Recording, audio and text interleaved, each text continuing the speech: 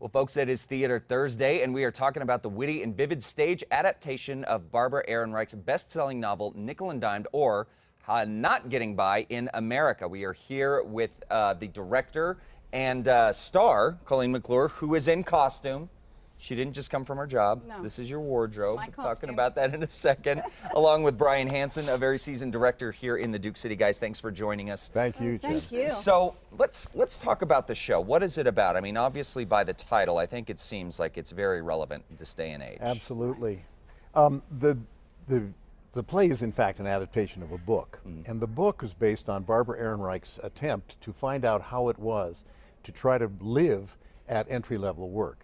So what she did was, though she's a noted author and has a PhD and teaches and a number of other things, she simply went to 3 different cities and tried to get work and hold work as house cleaners, as working for a very large, aggressive firm called Mall-Mart,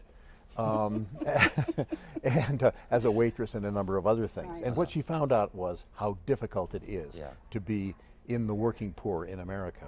Yeah, and of course, I mean, you know, obviously there's a big discussion right now about the minimum wage. Was this something that you kind of planned, that the Adobe was like, this is something that needs to be talked about right now, or did it just so happen that the minimum wage conversation is at it's paramount with the opening of the show? What happens at the Adobe is that the director makes a proposal for a particular play, and I'll be honest with you, I saw this coming, and I said to myself, wait a minute, this is a play that needs to be seen by audiences who are thinking about that gap that is not only exists, but in fact is growing between the working poor and the middle class.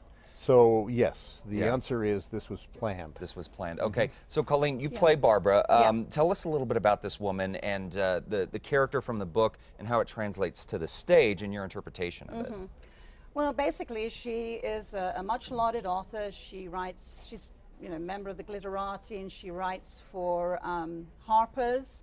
And she decides, okay, I'm going to try this. I'm going to go into the labor market and see if I can make it. Like, 30% of Americans getting by on $8 or less. She wants to see if she can make it too, and she discovers that she can't. It's really hard. Yeah, there was something the other day that came up that the average person earning minimum wage cannot afford a 2-bedroom apartment in the United States. Absolutely. Well, the number is 32 million Americans earn less than $8 an hour. Wow. Right. Wow, that's incredible. Well, of course we're talking about, this is a very heavy subject and a very hot topic right now, but this is a very funny play as well. It's a very witty play, very timely, but it is told through humor. It's not a didactic piece that, we're pointing fingers or doing that. It really is a sort of a journey of this woman's experience through America. Is that right? That's right, yeah. And it's the humor, I think, comes from the ensemble. We have an ensemble of 5 actors who play probably 4 dozen different characters. Really? It's really fast moving, and they also move all the set pieces around, and they create the story.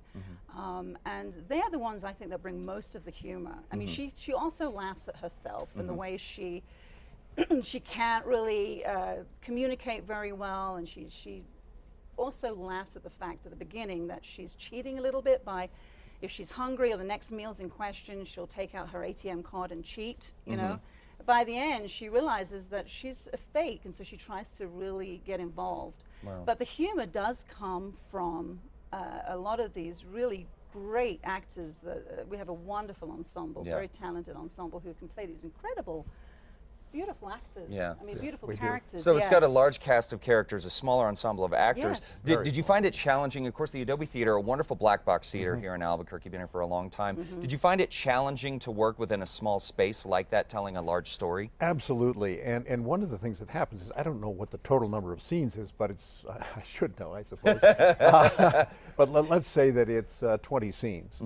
So we have to create those on a blank stage, on an empty stage, with just lights and a few props and a lot of mime and some very extreme characterization changes. So, for example, the woman who plays the Mexican fry cook later comes on as a wealthy woman in her house, explaining to the house cleaners how to wipe windows, Wipe windows, that kind of thing. You know, up and down, not round and round, but up and down and left and Wow. Right, treating them like yes. absolute idiots, you know. Yeah. Wow. So she's Right. playing both ends of that spectrum Right. there. Very interesting. Yeah. So when does this open? Do we open tomorrow night?